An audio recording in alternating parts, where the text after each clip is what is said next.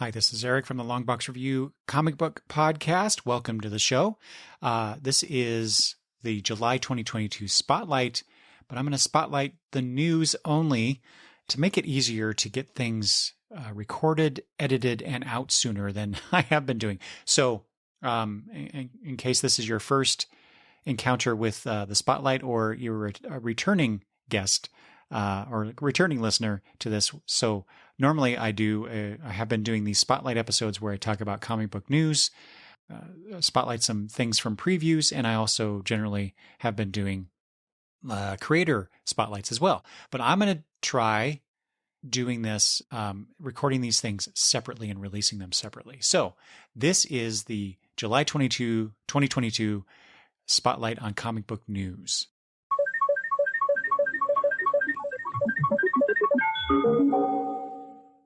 So first up is some news from Webtoon and DC Comics. They have announced launch dates for 2 titles in their joint digital comics initiative.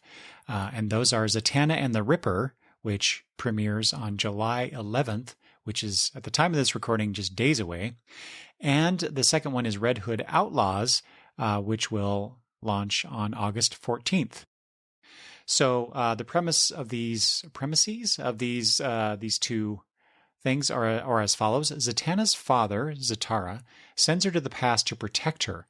But then John Constantine shows up and tells her how to get home. How does she do this? By solving the Jack the Ripper murders. And of course, that puts a target on Zatanna's back by Jack the Ripper. So, she'll have to deal with that. This is illustrated by, SYRO, Ciro, and written by Sarah Deely.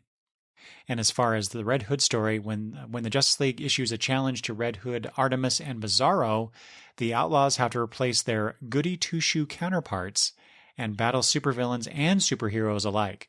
But the real fights are amongst themselves. This is drawn by Nico Bascunian and written by Patrick R. Young.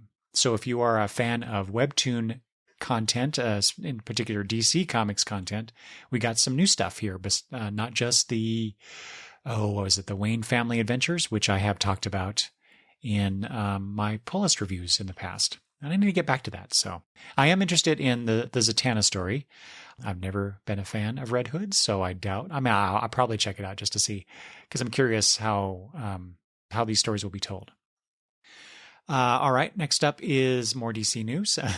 I included this not necessarily because of the book itself, but I'll just get to it. So DC is now calling Dark Crisis, that miniseries that is going on right now. I've read the first issue so far.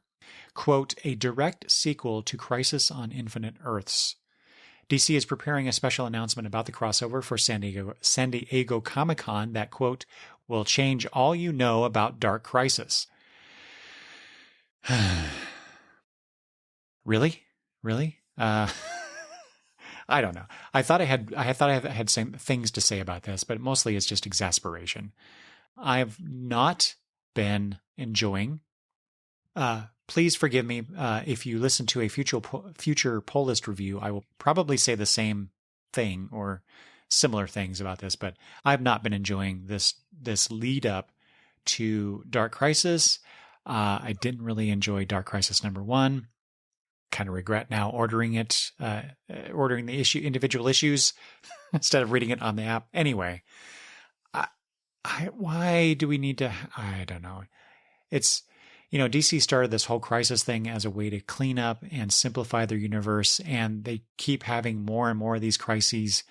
And it's now, instead of it being something to help readers, it just seems to be like, oh, here's our annual thing that we do. And since we're known as the Crisis Company, I don't know if that's something you want to be known for, we got to do more crises. I know that's a pretty cynical viewpoint of this, but I guess after 40 some years of reading comic books, I'm finally tired of DC's crises, especially when they're not that good. We keep getting diminishing returns on these crises, so All right. I guess I should get off my soapbox now. All right. Next up, Marvel has some news here. Marvel's September solicits. So this is in part, very, very small part, why I wanted to try this news only spotlight episode, just to get this out sooner rather than later, because if I recorded everything, it'd be much later. Anyway, Marvel's September solicits include 31 titles originally scheduled for August. 31. That's a lot. Of course, this is, most likely due to the ongoing disruptions in printing and supply chains. I think I talked about that in a past news spotlight episode. But, just in case you already ordered stuff scheduled for August. So now they're resoliciting them. So I actually don't know. I guess it depends on your source of comic books when you order. That'd be good to know. I probably should have investigated this just a little bit more to figure out what actually the impact is here. Do you have to reorder these this month, the books that you pre-ordered last month? So anyway, but there are 31 of them, and you could go look at what those are. But that's a lot of books. All right. More sad news as always. Artist Tim Sale has died at the age of 66. I believe we don't know exactly what the cause of death was. He is probably best known for his collaborations with writer Jeff Loeb, such as Batman: The Long Halloween, Superman for All Seasons, and the series of color-themed titles at Marvel, including Hulk Gray, Spider-Man Blue, Daredevil Yellow, and Captain America White. He also drew the Superman Kryptonite arc in Superman Confidential, I believe, issues 1 through 5, which was written by Darwyn Cooke. And I didn't remember this until I was looking through my comic collection, my database. He did the art for Buffy the Vampire Slayer, Tales of the Slayers, written by Joss Whedon. And of course, all of these I have and I have read. Well, did I actually read Hulk Gray? I don't remember now. Pretty sure I didn't, but I will. I'm going to go read it now. I have to say though, out of all the works, like I said, I've read everything here but Hulk Gray that I mentioned. And this is, obviously not an exhaustive list of Tim Sale's work, but his Superman for All Seasons is my favorite of those. There was a time there I would read every year for a few years there. I was reading For All Seasons and just getting really close, the same emotional impact to the story that I get the first time I read it. And so it's just a beautiful piece of work and a wonderful Superman story. And, once again, we've lost a great comic book creator, and it's sad, and, for his family and friends and for us, his fans. So, okay, finally for comic book news, this is going to be a really short episode. This is going to be weird for me to release this in this way. Anyway, doesn't matter. The final bit of comic book news I have, Marvel is Marvel related. Penguin Random House is now going will be Marvel's exclusive book market distributor in 2023.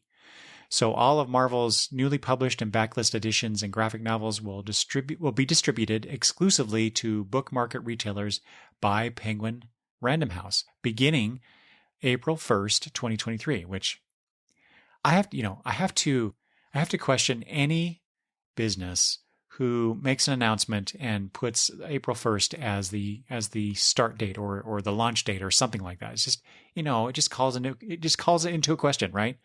Is this a April Fool's joke or whatnot? But I sincerely doubt it is. It's just an odd thing. Just make it, I don't know, April 2nd or something. I don't know what day that is, but anyway. So there you go. So I'm not sure exactly how that will impact Marvel's distribution of their books. I imagine that your local comic book shop just simply has to now order things like the graphic novels and the backlist editions, as it said, from Penguin Random House instead of whoever Marvel is dealing with right now. I'm sure it just makes the comic book retailers' lives just a little bit more difficult, given all of the changes going on in the comic book marketplace, not just at Marvel, but DC and others, with people moving away from Diamond and taking on these other other distributors. So who knows what kind of impact that will have in the future for the comic book market in general. So that'll be curious to discover. Hopefully it doesn't impact it in the negative. All right, that is the news, the comic book news for July 2022. The spotlight is I'm turning the spotlight off. I don't know if I want to continue that kind of metaphor kind of stuff, but we'll see how that goes. Anyway, if you have any comments about the news, you can always let me know by emailing me at longboxreview@gmail.com. Send text or leave voice messages at 208-953-1841. And of course, you can interact with me on the socials, as they say, as the kids say, even though my granddaughter Madison said they don't say this in a previous episode. But you can find me there at Longbox Review, all one word. And with that, thanks for listening, and I will talk to you later. Bye-bye.